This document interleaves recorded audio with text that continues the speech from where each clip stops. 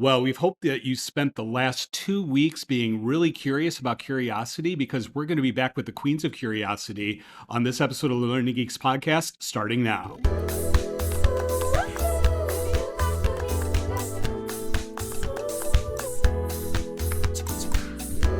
How do you like that, being the Queens of Curiosity?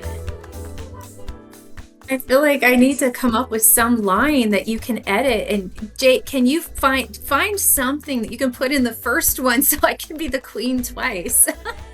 That's so awesome.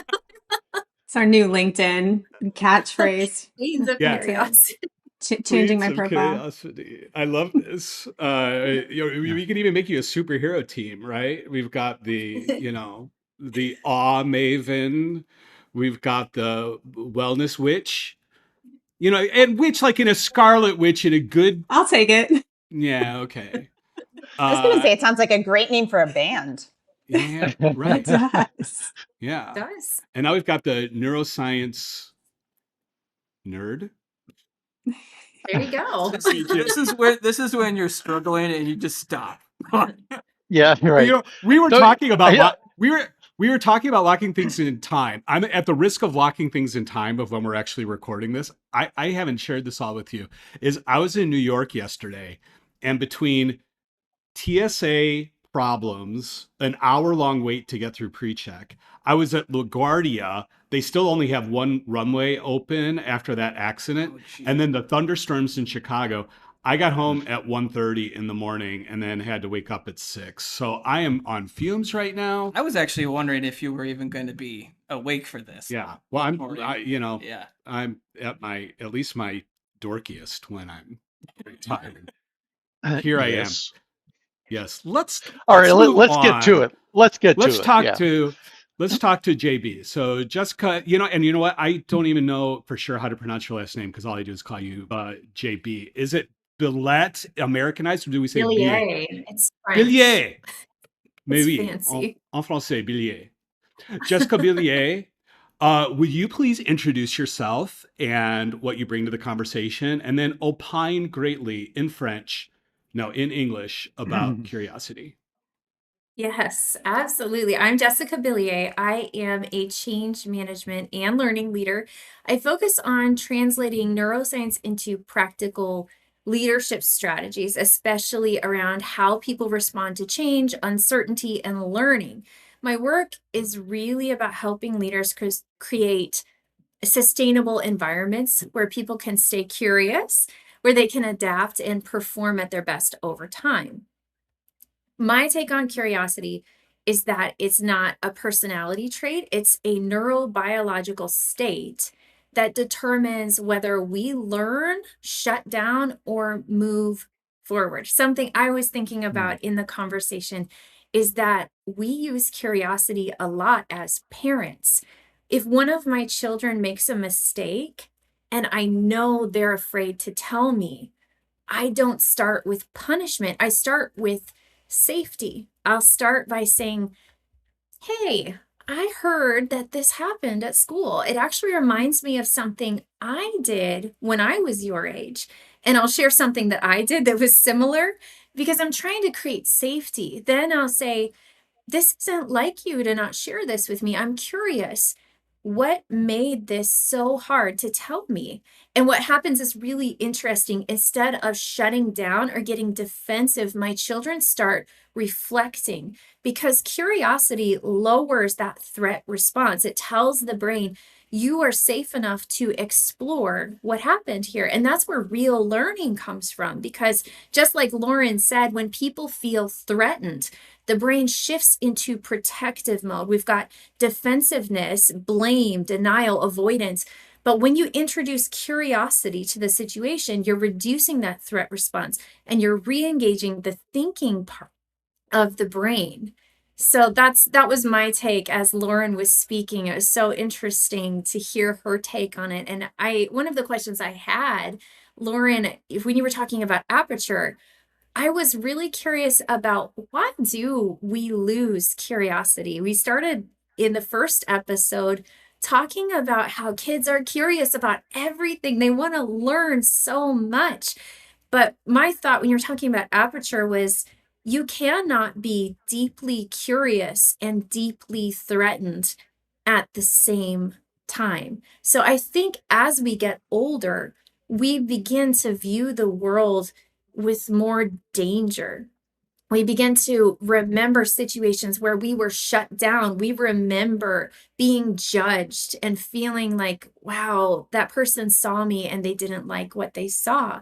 And that shuts down that view and that curiosity that we have. So I was wondering about your thoughts on that, and why do we lose curiosity as we get older, knowing what we know? Before you do that, can you just really quickly recap the idea about the aperture? Because I did love that. I wrote that down about Yeah. curiosity widening the aperture again. Yeah. Yeah, that's just my general analogy that when I think of curiosity is a muscle where we're training ourselves to widen the aperture. So to what JB was just saying, when we're in that kind of fight or flight mode, aperture gets really narrow, other possibilities, fear of failure, we're in that threat response where widening the aperture is asking those curious questions, what else could be true here, et cetera, and bringing us into that more opportunistic, I would imagine, JB, reward based thinking, right, rather than fear Yes. based. If that's right, I think that's accurate from a brain biology perspective. And then to answer your question without getting too I don't know, mama bear here, I do think that I'm thinking about this I think that it is taught out of our systems, are taught out of our children, excuse me, curiosity. And also I think that failure is taught in, fear of failure is taught in. Yeah. And so the way that we have grading, how we measure success in the school system, all of that, the way that we structure, at least I can only speak for the public school system. Our teachers are incredible, but the system itself is very broken to me, and we're teaching it out. And so by the time these kids get to college or university, for example, higher education, I don't think that it's natural anymore unless they're going into roles where, like Jake, you were mentioning in the last episode, that innovation is part of what you do. And it should be probably part of what we're all doing despite our industry or role, but it's just essentially, I think it's just sort of taught out over time. And then add that layer of what you were mentioning, JB, fear of failure, expectations, previous things that have happened to us to reinforce our fear of trying something new, all of that probably layered in too. It's a great question. That is You- So so fascinating. It leads me to another little segue.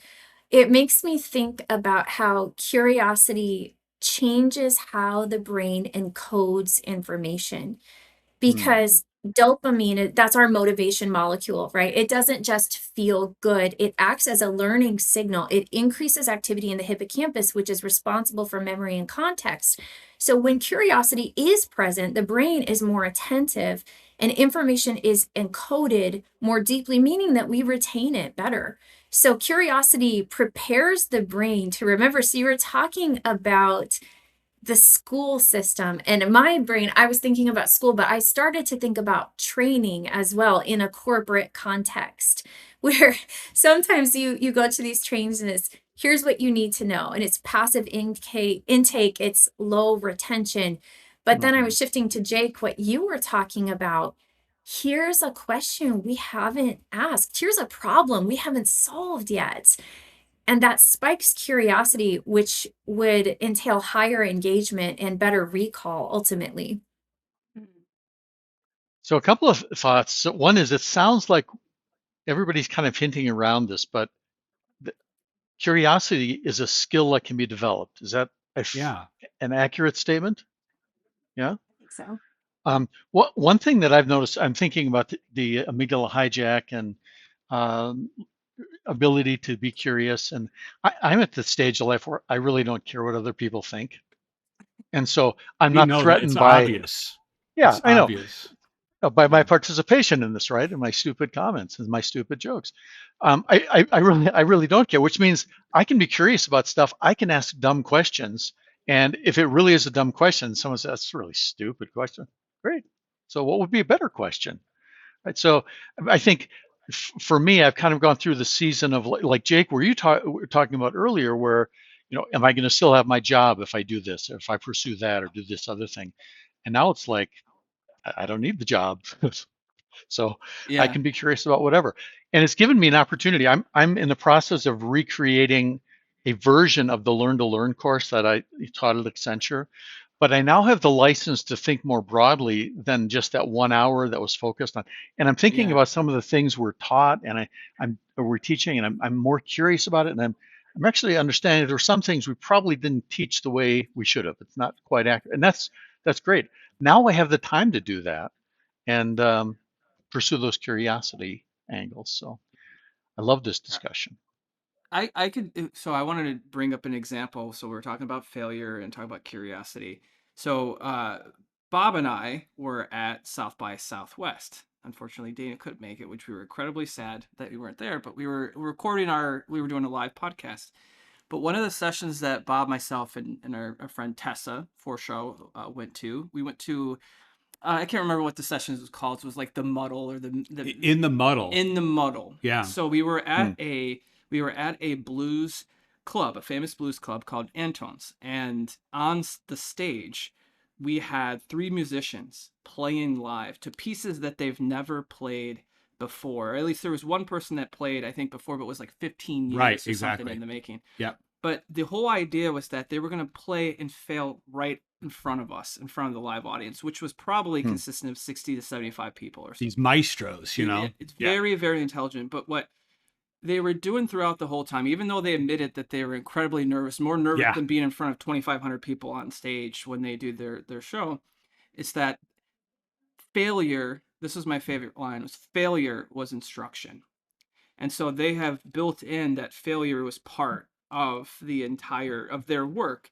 And so the only thing they were nervous about wasn't necessarily failure. It was actually just playing like I'm vulnerable. I'm opening myself up to Yeah. vulnerability in here. But because of that, again, failure was instruction to them. They were curious to like, okay, this is not the right piece, or I like this way that we're doing it, but I want to change it. So at the very end, they actually brought the three of them to play a piece together that they've never done before. And Hmm. what was really interesting is as they're adapting and failing, and there's one person that actually missed a note completely, Yeah. which was really curious, really interesting, I should say. And so when they did that, they were okay with failing and like that didn't work. Let's figure it out. Let's work, and they're really just very curious on it. It's like I felt how the skill that they showed, because they all said that they were very nervous about being up there and failing in front of people. But the skill that they showed was the resilience to work through that yes, yeah, and to still go Hmm. ahead and learn from that failure, hmm which is something that is definitely a skill that I think that we can continue to build in ourselves and in other people. Because Dana, like I'm in the opposite situation that you are right now because I'm in Yeah. a new job. And so I'm more aware when I'm asking a question, like, you know, the thoughts going through my head. If I ask this, am I going to look like I'm stupid? Like I'm Right. not getting it fast You're- enough? you're Like being I Bad made hire. a bad, yeah, right? Like I'm a yeah. bad hire. Those are all things that are going through my head. And I'm having to very actively fight against those fears to overcome it and just go ahead and ask anyway. And so Bob, again, like to the point of using curiosity for that, I can rely on, but this is something I really want to know and I'm interested in. hmm Bob, do you remember when we used to throw around the acronym PURE? Yes, Previously previously unrecognized undetected, yeah, recruiting recruiting error. error. Yeah. Yeah, that's a good old One thing that keeps Accenture circling in my mind is that we all say we want curiosity in the workplace, but Yeah. curiosity dies in environments where people feel judged, like you were talking Yes. about, where they feel Hmm. rushed. Dana, you mentioned time constraints and how you have so much more time now and you can really cultivate that curiosity, or if you don't feel safe. But what is the workplace designed for? It's designed for speed and output and delivery. And Lauren, it Hmm. brings me back to the comments you were talking about where building sustainable rhythms really is something that's so important. I think safety is important. We've all touched on that. But there's also time pressure and cognitive load, not having any bandwidth for exploration or just having a lack of agency, learned helplessness, and that creates disengagement. When those conditions are present, the brain is shifting from exploration to protection mode. And I think our leaders have so much more power in this than they realize. Actually reminds me, Megan, Yeah. of your stories of your the scientists, where the ones that got out of the academia and felt the pressure of the publishing and all of that. As Jessica, you're sharing that, I kept thinking of those scientists that walk away from that space. Has anybody here seen Project Hail Mary yet or read the book? No, not yet. I've read the book. Okay. Don't say Yeah. anything. Okay. Can I say this without being spoilery? No, I think I can. Like, Hold one your of the ears, issues Lauren. with La la la la. no, this will be okay, Lauren. It's not plot related, but the main character, Ryan Gosling's character, is a brilliant scientist who ultimately gets out of that game because of that pressure. Because of that pressure, and he backs out. He basically backs away from a brilliant career to become a junior high teacher. I'm not saying anything about like junior high teachers aren't valuable. Yeah, but that was in the trailer, I think. Yeah, yeah, that comes up. Yeah. The point of time pressure, I would also just say, regardless of what job you're in, metacognition is so important here, right? Like we can't act on our curiosity if we don't stop to recognize that we're experiencing it. Yeah. And there's, plenty of literature telling us you can't timeshare cognition and metacognition. So you can't be thinking and, you can't be feeling that curiosity and then reflecting on that curiosity at the same time. And so if all you're trying to do is get through your day and get your tasks done, even if below the surface that curiosity is building, if you don't have the time to actually dedicate mental space to noticing it and acting on it, you can't try to do it simultaneously to just getting your work done. Right. And for listeners, go ahead, Lauren, sorry. I was just going to say that brings us back to leaders having more control than they think in this spot, right? Because the degree of autonomy you give a direct report to build a little bit of that space into their schedule frees them from that. Yeah, allows the ability for them to practice thinking about their thoughts and practicing curiosity back to the rhythms. Well, I think, and too, we've done some work on the importance of leaders in a modeling effective learning. And I know I've shared this story before, but I'm gonna share it anyway, again, because who knows if people have listened to the show prior to this. But some of the research that we've done on people that were considered really good at apprenticeship or really good at like sponsoring, when we dug down deeper, I remember thinking I had a strong hypothesis. These guys are going to be fantastic teachers. We couldn't actually validate that. What we could determine and figure out is that these people are excellent, fantastic learners. And they're like their position of the hierarchical, their position of power, basically it was created this massive influence for the rest of the team and permission for the rest of the team that this person model is showing us that they're vulnerable. They're showing us that they are don't have all the answers, and it gives me permission as someone who's not in that leadership position to do the same. So it's like for leaders, the more you can model. I think even myself, I'm not like that high up at all, but like when I think of where I am as a people leader, I do have to remind myself that like I can model that and give the permission to people that I work with. So as a curious grandpa, how can I help my grandkids to be curious? And how can I continue to grow the skill of curiosity myself? I can take that. I mean, I have 2 teenagers right now, 2 boys, 15, 17, very naturally curious kids, but that natural curiosity stops when they're not interested in something or when they run into some tension or challenge. And so I've been thinking about this a lot actually lately, like one of my sons, he's 17, brilliant kid, has a learning disability. School is challenging. Last summer though, I mean, he decided, I don't know if y'all know what tech decks are, little mini skateboards. Oh yeah. But he's a competitive skateboarder like in real life, and then he has those all over his room, everywhere, all over our house. And he decided that he wanted to build a skate park, a mini skate park.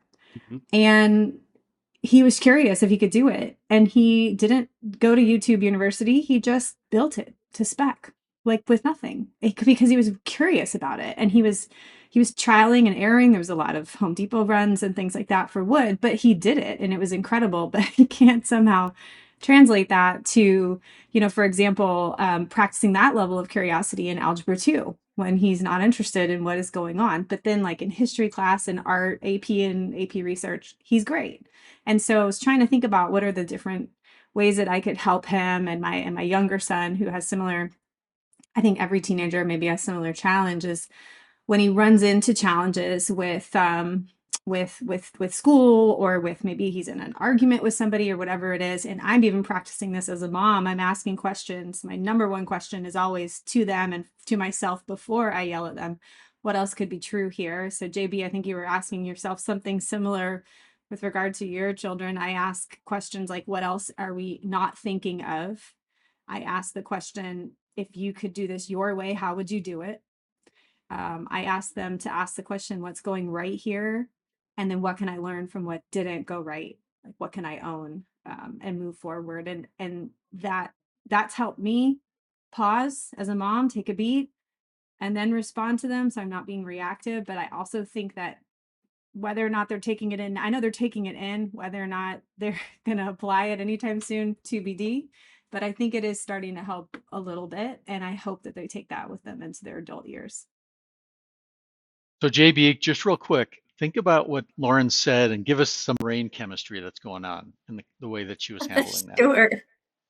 What I was thinking about as you were talking is that curiosity needs margin and urgency consumes that. You can't reflect if you're always reacting. So if everything is high priority, curiosity becomes low priority. What I was thinking about with my children, we actually started the journey of homeschooling this past year, and it has been so wonderful. But I'm very I'm sure that no one is surprised to hear this. I'm very scheduled, and at 7:30 we do this, at 8 o'clock we do this, at 8:30 we're doing this. And I had to stop. And Lauren, actually, you came into my mind with your conversation about oscillation. And I thought, oh my gosh, I've got to build in oscillation. I have to build in time for reflection. I have to build in that time. That's what came to my mind was that's where curiosity happens. It is in the margin, it's in the quiet spaces. And also what you said about Aperture. This is a little bit different. I went on a trip not related to work at all. I went to a week-long horse training clinic, and we were working with these horses, problem horses, and we were talking about how to fix these problem behaviors. I kept going back to leadership principles. I kept connecting the dots. This is how you lead a horse, but this is the exact same thing we talk about when we lead human beings.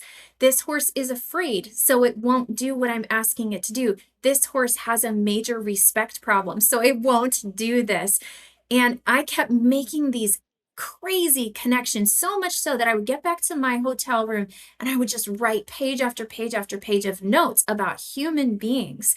So I think what I was thinking about when you were speaking, Lauren, is about creating that space and widening the aperture. And for children, especially, when I take my children to a new place, it changes their whole perspective. It changes, and it comes back, Megan, to you. I'd love to hear from you about this because they experience this sense of awe when they see the ocean for the first time, and suddenly they're so curious and they want to know what's at the bottom of that ocean. What would happen if we went in a submarine and we were at this level?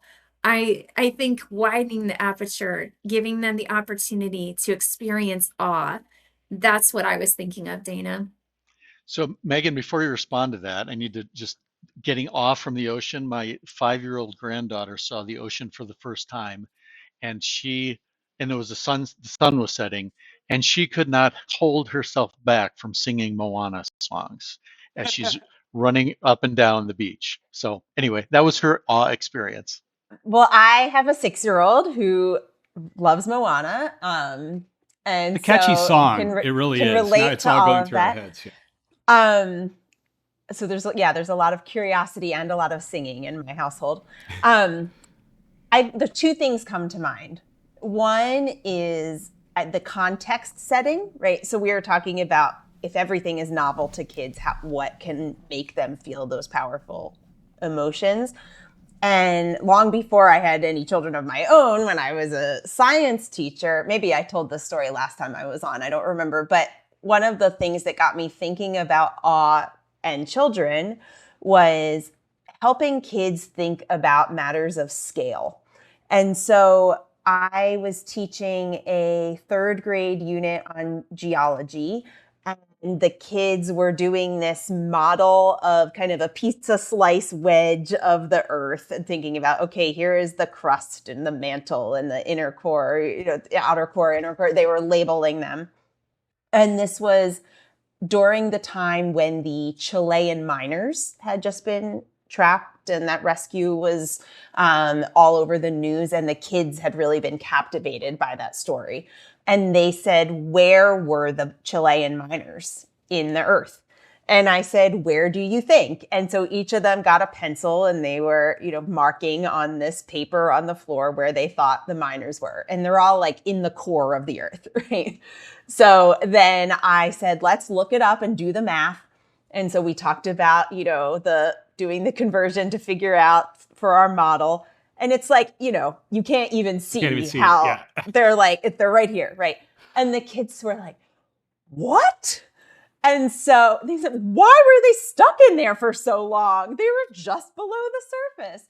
And so they needed that context of the model and also putting it in the perspective of this real world event that had already caught their attention to give them something to hold on to that suddenly got them so much more curious about the depth of the earth and the size of the earth, right? And we similarly with time, right? So units on, different periods of Earth's history. And when we did this timeline and it stretched out the door of our classroom, and humans make up this tiny little sliver. And all of a sudden kids have this sense of perspective that they didn't have before, and a sense of curiosity about their positionality to the history of the earth.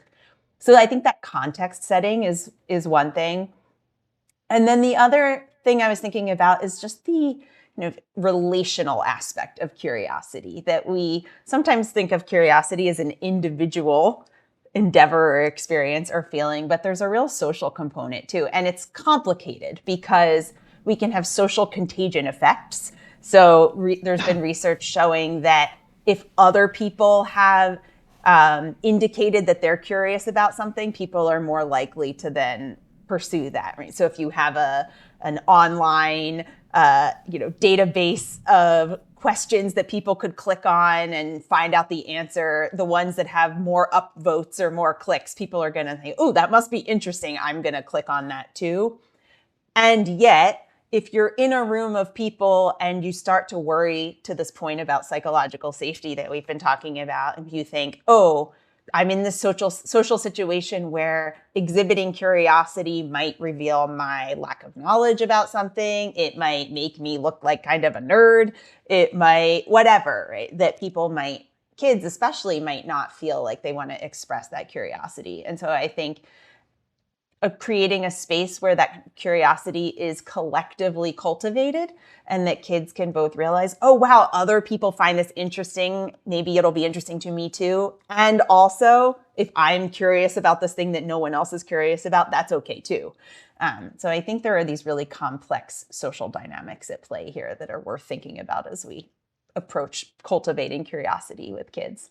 And that makes me think that one of the things that we can do as parents or as instructors, as instructional designers, whatever our role is, what we can bring to the conversation is patience to help people continue with their curiosity. Because while you were saying that, Megan, I was thinking about the little kids who are just always, why is this? Why, right? And it's a trope, right? That at some point the parent just breaks and shuts down. And that, unfortunately, is probably the first signal to the kid that it's not okay to be curious. It's not okay to ask. I know I'm at fault of that sometimes. Me too, right? If you can, if we all have. I was going to say, I'm a perfect parent and I've never done that. You've never done that, right? So the more we can avoid that, and the more we can really concentrate on being patient while people are in those stages of curiosity, the more we can continue to perpetuate the curiosity and increase the learning. And we don't want to be like Calvin's dad in Calvin and Hobbes, where when he asked the questions, he just lied to him. Yeah. It was really funny, but yeah, don't do that either. After a while, I'll just use the like, oh, that's a really good question. I wish I knew the answer, but I don't. And because they're looking for me as if I have all the answers. I mean, it's less and less now because I'm at the point now where one's a preteen, almost a teen, and the other one acts like she's a preteen, and they don't really care about my, So you won't know the answers very soon. You won't have any answers. I was going to say, Jake, you can start asking them the questions because they'll know all the answers. Oh yeah, it'd be better. It actually is pretty cool though. Like I do learn from my kids now because they are so interesting and smart and curious, and I'm usually drained at the end of the day and they're not, so it's pretty cool. I call my kids for advice all the time, right? Yeah, I do. So when Megan was first talking about the context setting, a little song came to mind. Boil it, suspect, boil it, suspect, boil it, suspect. You know what that's from? No. Horton hears a who. Oh. Right. Wow.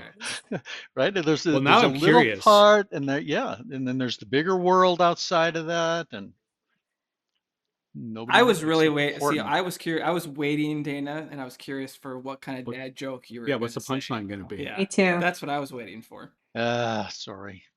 Oh boy. Well, hey, we're coming in for a landing here. Go ahead, Dana. So Go ahead. yeah, I did. Speaking of curious, I did order 1 egg and 1 chicken from Amazon. I'll let you know what happened.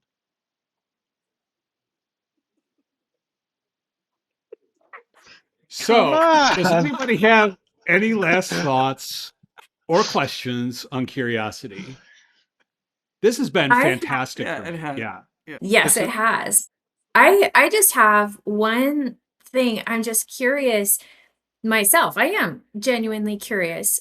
One thing that I always think when I listen to these podcasts is, okay, but what can I do with that?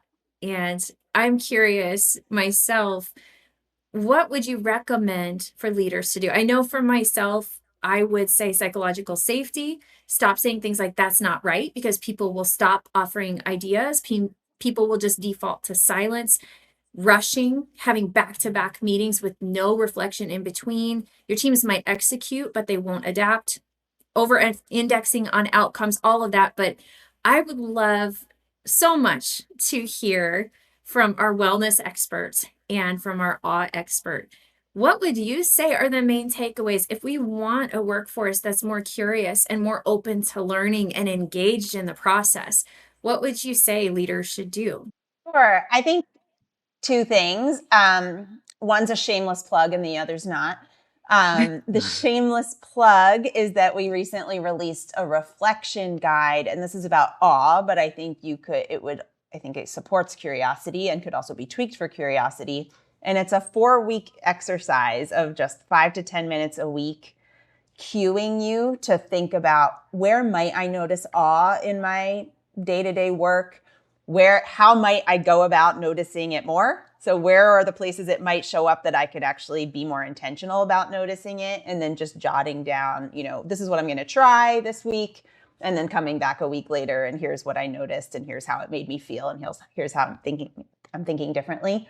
So I think that's back to the metacognition piece, and we designed it to really be like 5 or 10 minutes at bite-sized chunks once a week. And I don't think you need our guide to do a version of that, right? That I think you could have your curiosity log that you book 5 minutes in your calendar on a Friday afternoon. And then I think the other is just modeling, right? So thinking about if I, as a leader, am able to be vulnerable enough to show, like, hey, I'm curious about this and I don't know the answer, and here's what I'm going to do. Here's who I'm going to go to. Here are the sources I trust. Or, maybe people who are more junior than me, you may have expertise I don't know about. Can you help me with this thing I'm curious about? So I think just modeling that's of value feels really important. I would say 2 things. Focus on the self. To Megan's point, modeling, spending 5 minutes a week thinking about application of these ideas, widening the aperture, focus on the self, but focus on the system as well. Spend some time and maybe talk to your team about, is our workplace supportive of these ideas and the ability for people to curate, cultivate, and practice curiosity, innovation? Is there psychological safety? How's the workflow? Do we have that built-in rhythm? I think asking those questions of yourself as a leader, and then of your team and workplace system, and controlling what you can control, making tweaks where you can. And then I'd love to hear, JB, what's your one application? I feel like I kind of said some. I think building a sustainable rhythm, that is so important. Noticing, for me, I geek out a little bit about noticing people's patterns. I love habit sciences. I want to see, what is the cue that we haven't recognized? What is the routine that everyone does when things are rushed? What is it that we all default to? What is the basal ganglia doing in our brain, right? What is that learned behavior that just happens automatically? And then what is the reward that we get from it? How do we disrupt that old habit and replace it with one that is better? And leaders have so much more power here than they realize. It's in just saying, hey, we are 5 minutes to the end and we have a hard stop. Everyone needs a chance to go and take a break. It could be that you're just taking a meeting and you're saying, I needed to get outside. I needed to walk around. So I'm doing a walking meeting today. I encourage all of you to do this during our weekly times together. It's setting that example, building sustainability and building margin into the calendar, saying no meeting Fridays. I know Southwest Airlines has a policy now. I think it is, I can't remember if it's Friday or Thursdays, but they've said, the CEO has said no meetings on these days. We need time to reflect. So as a leader, just blocking time on people's calendars and saying, use this time for reflection, use it for preparing for next week, but protecting the margin.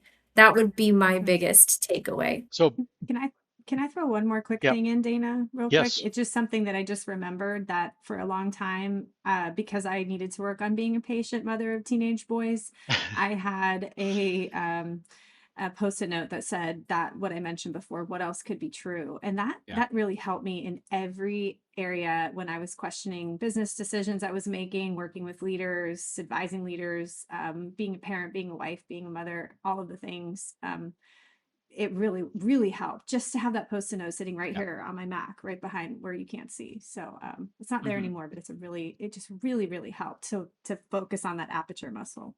Love it. So Bob and Jake, you can see why I was so excited to Yeah. send that email to these three brilliant women. They all have such unique insights, and this is just, I mean, you could tell we could go on for quite a bit of time, and I can't think of a better way to start the weekend. I agree. This is great. Thank you so much, friends. It was great. Before we say goodbye, let's find out how we can connect with all of you. So, Lauren, where can people find you on the interwebs? They can find me on LinkedIn at Dr. Lauren Hodges. I think that's what it is. And then our business website is performance-on-purpose.com. Beautiful. And Megan? I'm on LinkedIn at Megan Powell Cuzzolino, and our lab website is nextlevellab.gse. That's for Graduate School of Education, .harvard.edu. Awesome. And Megan, send us the link to that reflection guide and we can post that in the show notes. And I'm assuming it's also on the Next Level Lab site. It is, but yes, it is. We'll make it easy. We won't make people have to get curious and find it. And JB, how about you? I am also on LinkedIn. My last name is a little bit more difficult, but it's Jessica, Jessica, and then B like boy, Illiet. We have the fancy French ending Billiet. I'm also at excelsiorprofessionalservices.com. And you can also look at jessicabilliet.com if you'd like. That's great. And by the way, I suggest that maybe the three of you launch a spin-off of the Learning Geeks. We can call it the Curiosity Queens. And you only have to give us 10% of all the revenue you make. Perfect. Which T-shirts means are on order. 0. We'll be paying you. Exactly. All right. Thank you so much for being here. This has been a fantastic 2 episodes. Thanks, Jake. Thanks, Dana. I just pointed at the wrong one, Yeah. but that's okay. Yeah. Thanks to all of our listeners. We're really glad you're here, and hope you stay curious with us. Until the next episode of Learning Geeks, we'll see you then. Bye-bye. Thanks, everybody. Bye-bye. Thanks. Thank you.